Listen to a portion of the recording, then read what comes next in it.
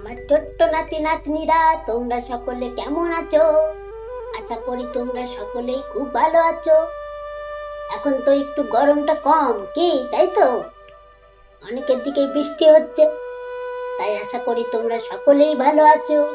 হ্যাঁ, আচ্ছা, তোমাদের আগের দিনের গল্পটা কেমন লেগেছে? শুভা গল্পটা তোমরা তো কেউ লাইক কমেন্ট করছো না, সাবস্ক্রাইব করছো না, আর গল্পটা অন্যকে শোনার জন্য তোমরা সুযোগও করে দিচ্ছ না। হ্যাঁ, আমি কিন্তু খুব রাগ করেছি তোমাদের ওপর, বুঝেছো? রাগ তো নয়, অভিমান করেছি, অভিমান, বুঝেছো? তোমরা কিন্তু আজকের এই গল্পটা সকলকে শেয়ার করে দেবে শোনার জন্য, আর লাইক কমেন্ট করে দিও, কেমন? আচ্ছা, আজ তোমাদেরকে দেখি কি গল্প শোনাতে পারি। দেখি আমার ঝুলি থেকে কি গল্প বেরোচ্ছে আজকে। আচ্ছা, কালকে মানে আগামীকাল আমাদের বিদ্রোহী কবি কাজী নজরুল ইসলামের জন্মদিন, বুঝেছো? তো সেই জন্মদিনে যদি তোমাদেরকে আমি একটা উপহার দিই, তাহলে তোমরা খুশি হবে? হ্যাঁ, আমি যদি তোমাদেরকে নজরুলের ছোটবেলার গল্প শোনাই, আশা করি তাহলে তোমরা সকলেই খুশি হবে, তাই না? তাহলে চলো দেখি, আজ আমরা তোমাদেরকে একটা গল্প শোনাই। মানে কাজী নজরুলের ছোটবেলায় কি নাম ছিল, কাজী নজরুলের ছোটবেলায় কি অবস্থায় দিন কাটতো, তাদের পরিবারের অবস্থা কেমন ছিল, হ্যাঁ, এই নিয়ে একটা যদি গল্প শোনাই। চলো তাহলে শুরু করি আজ আমাদের গল্পটা। আমাদের আজ গল্পের নাম কি জানো তো? আজ আমাদের গল্পের নাম হচ্ছে দুখু মিয়ার কাহিনী। হ্যাঁ, এই দুখু মিয়া ছোটবেলায় কাজী নজরুলের নাম ছিল দুখু মিয়া, বুঝেছো? তাহলে চলো শুরু করি। দুখু মিয়ার যখন জন্ম হয়, হ্যাঁ, তখন আমাদের ভারতবর্ষ মানে আমাদের দেশ ইংরেজদের দখলে ছিল, বুঝেছো?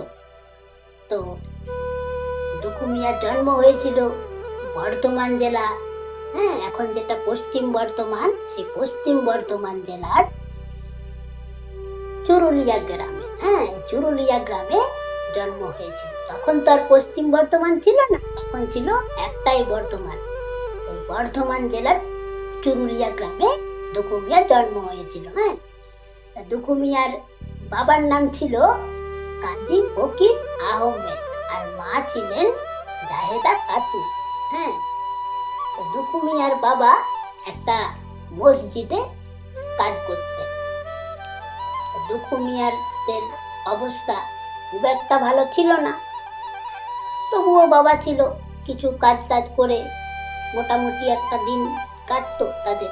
হ্যাঁ, তো দুখু মিয়ার জন্মের কিছুদিন পর তার বাবা হঠাৎ মারা যান। হ্যাঁ, তখন তাদের পরিবারের অবস্থা আরো খারাপ হতে থাকে। হ্যাঁ, তখন দুখু মিয়া অনেকটাই ছোট। হ্যাঁ, তখন তার স্কুলে পড়ার বয়স।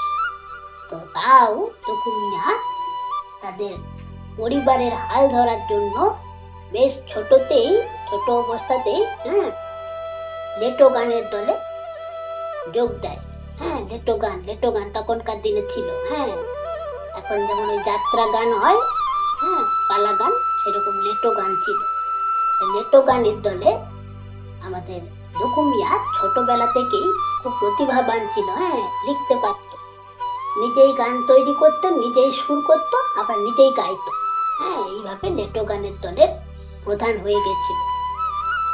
তো ওইটুকু তো আর রোজগার করে সংসার চলতো না।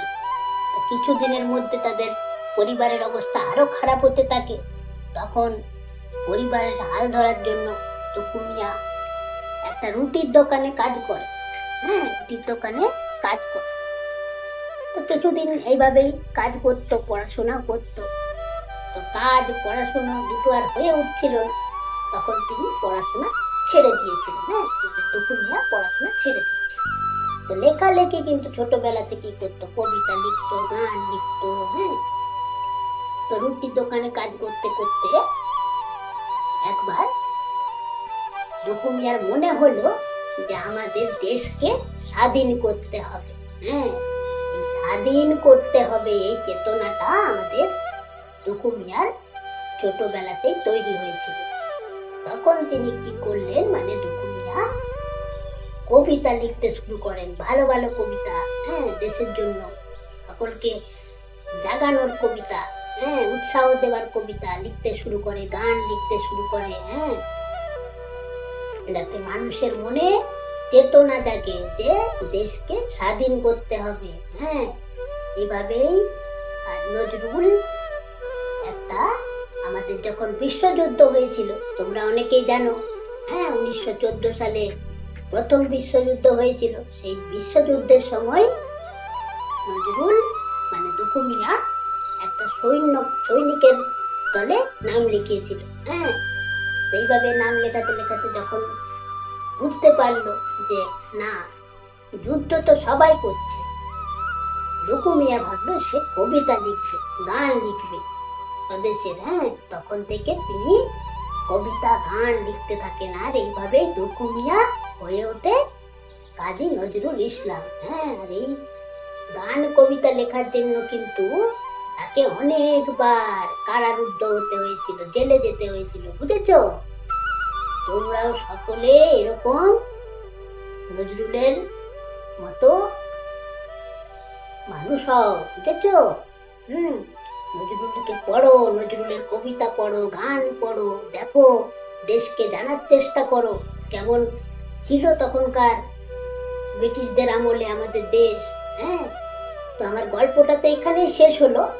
নজরুল মানে দুখু মিয়া কিভাবে নজরুল হয়ে উঠলো তোমাদেরকে তো বললাম। তো তোমরাও কিন্তু এই নজরুলের কবিতা গান এগুলো পড়ো, আর দেশকে জানতে শেখো, কত কষ্ট করে আমাদের দেশ স্বাধীন হয়েছে, কত রক্তের বিনিময়ে কত শহীদ আমাদের দেশকে স্বাধীন করার জন্য প্রাণ দিয়েছেন, এগুলো জানো, ঠিক আছে? তবে তো তোমরা আগামী দিনে দেশটাকে চালাতে পারবে। তো আমার গল্প তো এখানেই শেষ হলো। গল্প তোমাদের কেমন লাগলো বলবে, লাইক কমেন্ট করবে আর শেয়ার করে দেবে, সকলকে যাতে সকলে যাতে শুনতে পায়, বুঝেছো? আজ তাহলে আমি আসি, আবার দেখা হবে অন্য কোনো রবিবার, মানে পরের রবিবার, বুঝেছো? আসি, শেষ হলো এই গল্প বলা।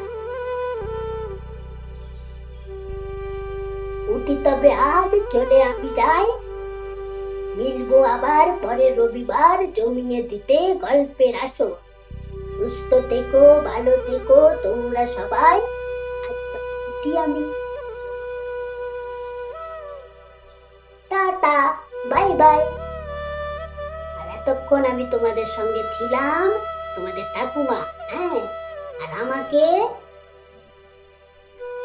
আবহ সঙ্গীত এবং ধ্বনি পরিকল্পনা দিয়ে সাহায্য করেছে আমাদের তোমাদের সকলের প্রিয় মিতা দি, বুঝেছ?